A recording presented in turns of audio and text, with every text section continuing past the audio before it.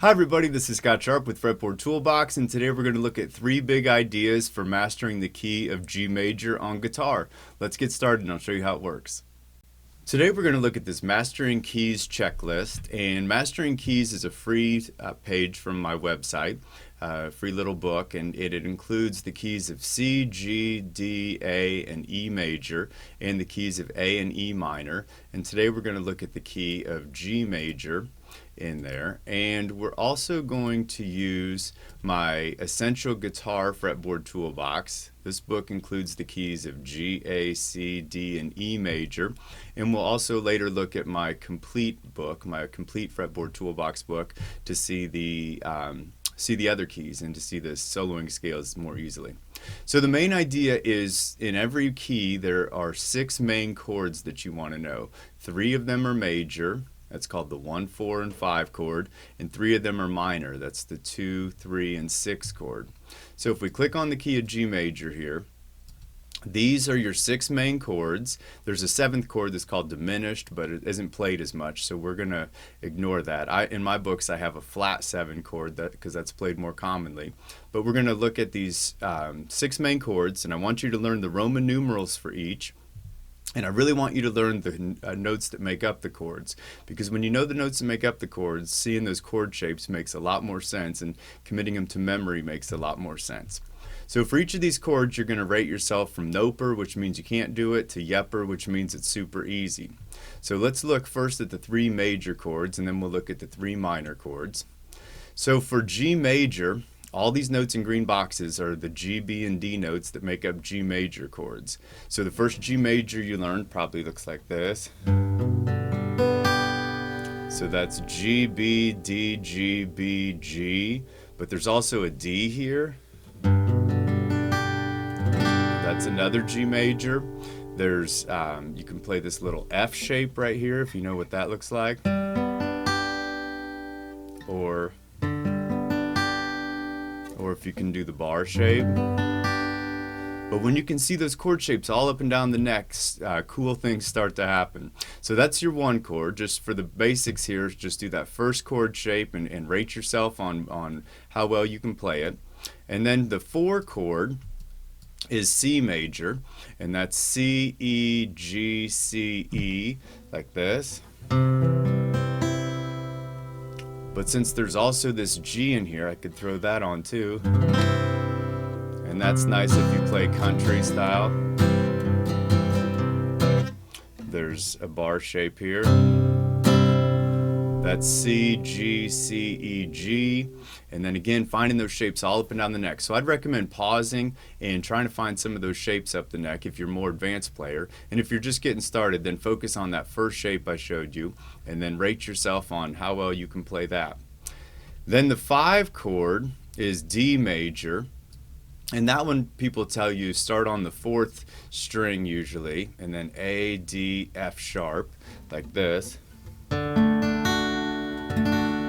It's okay if I hit this A because that's part of the chord. But it's not really okay to hit the E because that's not part of the chord. If you can grab this F sharp here with your thumb,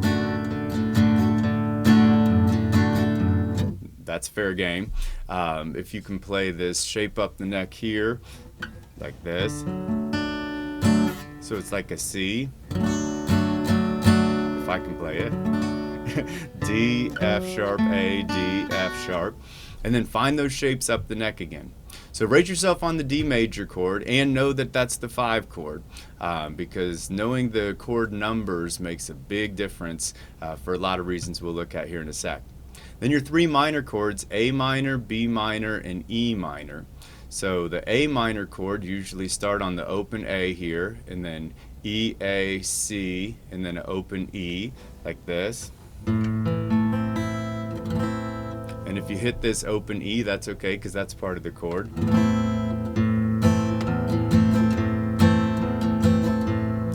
And then anywhere you can find shapes,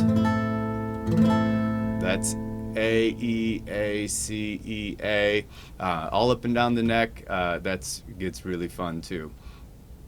Then the B minor chord is not going to be in any chord progressions we play today, and it's kind of a tricky one. So you could play B minor like this.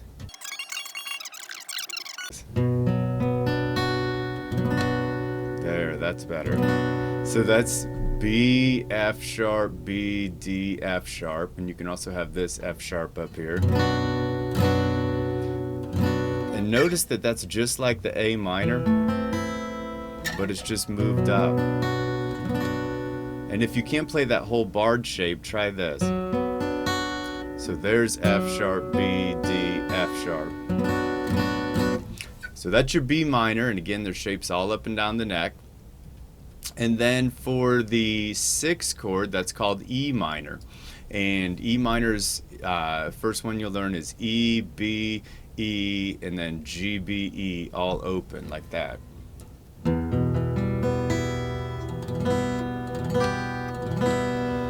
And I just threw on this little G here because that's part of the chord too. You can find these shapes here. That's G, B, E, G. And here's that A minor shape all the way up on the 7th. So all those E minor chords. So rate yourself on all those, and then once you've got those chords down, then it's time to start looking at chord progressions. So some common chord progressions are all here, and they all include the Roman numerals. So if I said play a 1-5-1, you'll play G, D, G.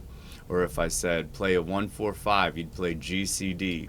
And to help you practice those chord progressions, if you go to the Fretboard Toolbox website and you go to Tracks and Tabs and click on 200 free jam tracks, then I have all these free chord progressions for all these different keys, and it'll tell you what essential pages or what complete pages to use with them. And we're going to look at the key of G major today, so you just click right here.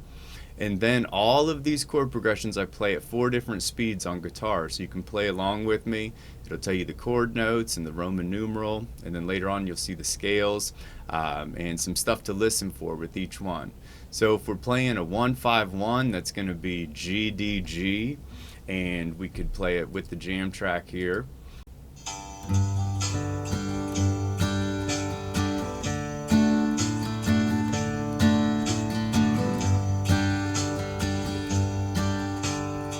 So you can strum along with those chord progressions and pay attention to those Roman numerals as you do it. So if we say play a 1-4-5, that's G, C, D.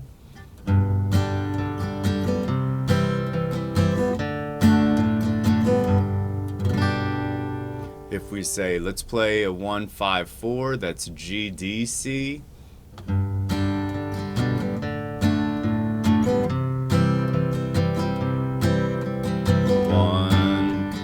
5, 4. If we want to play a 1-6-4-5, G, E minor, C, D, G, E minor, C, D, 1, 6, 4, 5, 1. If we want to play a 1-6-2-5, G, E minor, A minor, D, that's 1, 6, 2, 5, 1, 6, 2, 5, 1. So learning those chord progressions is huge if you want to figure out songs on the fly, because all of those chords are in the key, so lots and lots of songs are going to be made from those. And then when you find a song that is in the key of G that doesn't have one of those chords, you can figure out what rule are they breaking. Like if it has a major 2 chord, if it has an A major in the song, it's like, oh, okay, I can put a major 2 chord in any song. Or if it has a major 6 chord, like, okay, E major, so that's breaking a rule, and it's breaking the 6 chord rule. Instead of it being a minor, it's played as a major. So chord progression's huge. Playing them with the jam tracks, absolutely huge. And then the third big idea is scales. So I want you to know the G major scale and the G major pentatonic scale. So in my books, the G major scale notes, all the major scale notes are in white boxes, and all the major pentatonic notes are underlined. So the major scale in white boxes would be G, A, B, C, D, E, F sharp, and then back to G. And then the major pentatonic are just the underlined ones. So it'd be G, A, B, skip C, the 4 note, D and E, and then skip F sharp, the 7 note. So to play those chord progressions or play to those soloing scales, I think it's a little easier to see on the complete books. And the complete books don't have the colored circles, but they have all of these, all the major keys in order, in chromatic order, and then all of the relative minor keys, and then all the blues keys. So if we click on the key of G major, like you already know the chords, you know the Roman numerals, or at least you've seen them. You know some common chord progressions, and then this fretboard is the same thing, where the major scale's in white boxes and the major pentatonic is underlined. So to play G to G, well, let's first go G to G here. So that would look like this.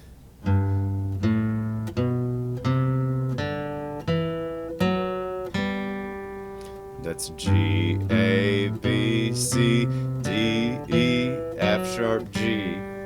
And then I can do another octave, G, A, B, C, D, E, F sharp, G.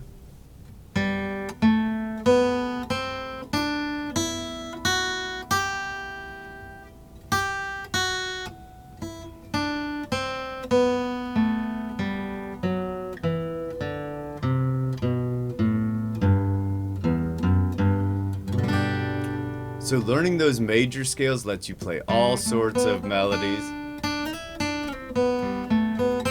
Like you can just goof around with those and figure out all sorts of things. And if you're a more advanced player, pause here and find some ways to play stuff up the neck in the G major scale.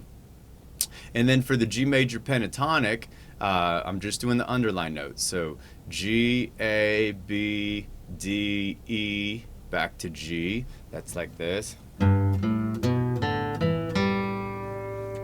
G, A, B, D, E, G.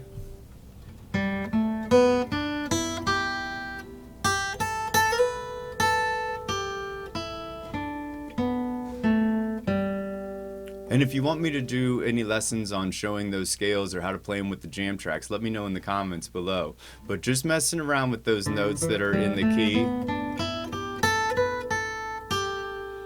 adds all sorts of fun, and you can play those with the jam tracks.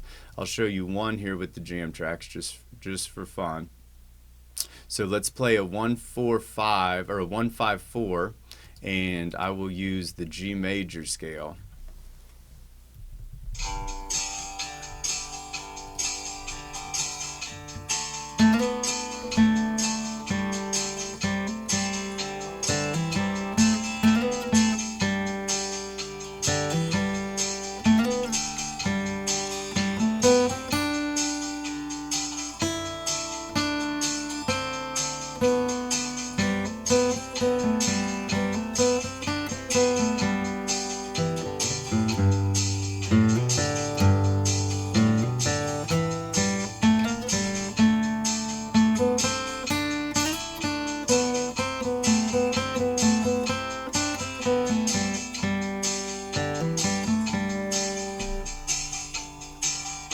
So there's all sorts of fun things you can do with those jam tracks, and just seeing that, getting around on the major scales, the major pentatonics, you start finding all sorts of notes that fit together, and it's training your ear. And there was like I accidentally hit a B flat right here, but it sounded kind of bluesy because I know that the flat third note makes things bluesy. And so once you kind of start seeing the rules, then you can learn rules to break, and that's when things get really interesting. So if you want to learn more about fretboard toolboxes, if you go to the Fretboard Toolbox website and you go to pick your instrument, I've got books set up just alike for all these different instruments. And if you want to know about my essential versus complete books, that's the most common question I get asked. If you want to know about print versus ebook options, And if you want to get some free pages and get all the instructions plus the key of G major pages for free, click Look Inside on any edition, and then you can download all those pages and try it out and see if you find anything useful. And I've got all sorts of other fun stuff in here, all sorts of free tools that you can mess with and find neat ideas with, free jam tracks, all sorts of things. So poke around a little bit if you're interested, and I hope you found something fun, something useful, and I'll be back on more Fretboard Fridays with more videos on more of my favorite instruments.